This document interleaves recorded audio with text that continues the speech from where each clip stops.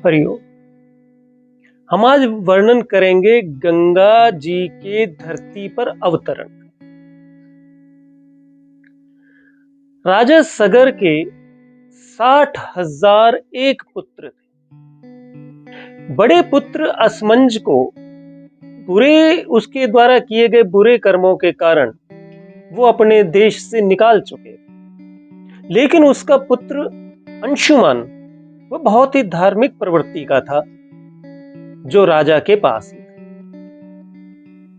इस पर राजा सगर के मन में एक बार अश्वमेध यज्ञ करने की इच्छा हुई।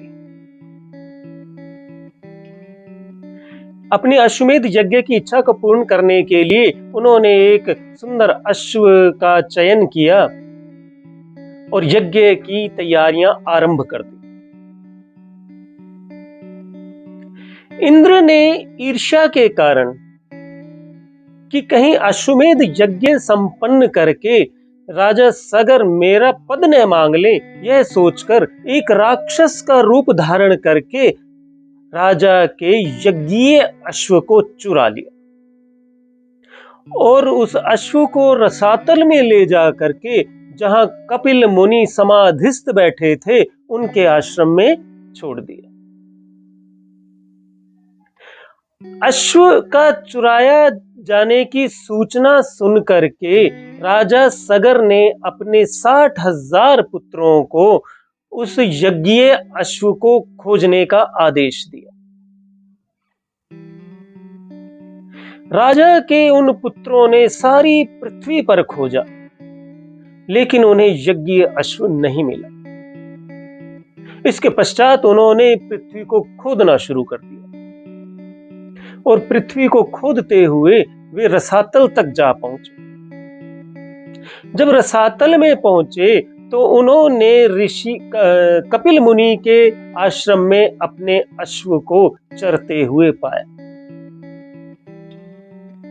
क्योंकि वो बहुत ही परिश्रम करके विफल हो चुके थे, इसलिए इस मुनि ने ही हमारे पिता के यज्ञ में विघ्न डालने का प्रयास किया है, यह सोच करके वो मुनि को मारने के लिए दौड़े। लेकिन उनकी मंशा को जान करके कपिल मुनि ने अपनी तपस्या के बल पर उन पूरे के पूरे 60,000 राजा सगर के पुत्रों को अपनी तपस्या के बल से भस्म कर दिया। जब वे काफी समय तक लौट करके नहीं आए तो राजा सगर ने अपने पौत्र अंशुमान को उन्हें खोजने के लिए भेजा। अंशुमन उनका अनुसरण करते हुए चलते चलते रसातल तक पहुंच गए और वे भी कपिल मुनि के आश्रम तक जा पहुंचे।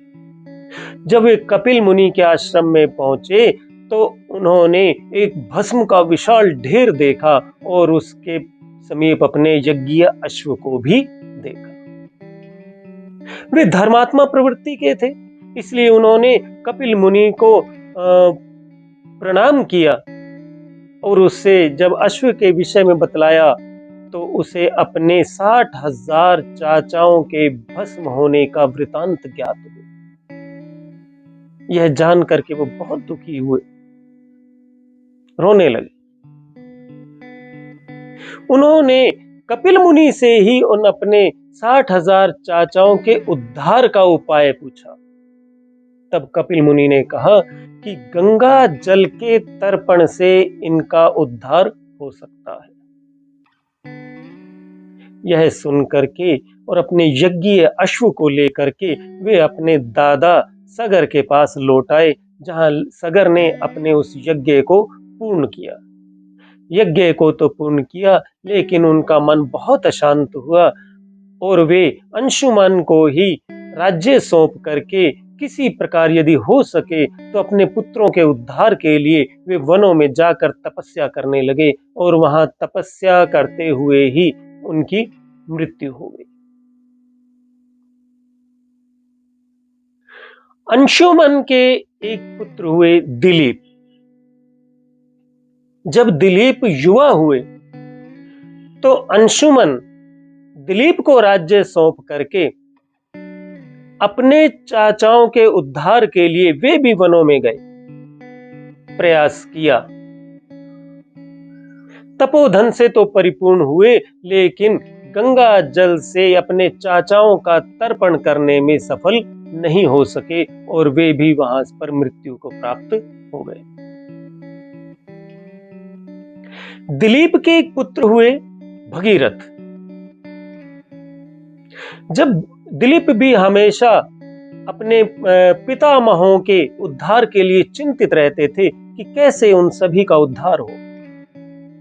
जब भगीरथ युवा हुए तो दिलीप अपना वह राज्य अपने पुत्र भगीरथ को सौंप करके वे भी वनों में गए, तपस्या करने लगे। लेकिन एक रोग से ग्रस्त होकर के वो भी स्वर्ग सिधार गए, लेकिन गंगा जल से उनका तर्पण नहीं कर सके। अब यह भार भगीरथ ने उठाया।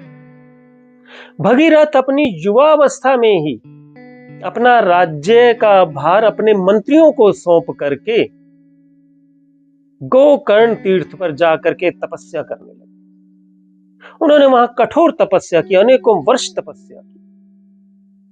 अंत में उनकी तपस्या से प्रसन्न होकर के जब ब्रह्मा जी उनके प्रकट होकर के वर मांगने को कहने लगे, तब भगीरथ ने यही कहा कि मुझ पर यदि आप प्रसन्न हैं तो किस प्रकार से मेरे हाथों मेरे पूर्वजों को गंगा जल प्राप्त हो जिससे उनका उद्धार हो सके, आप ऐसा प्रयत्न कीजिए।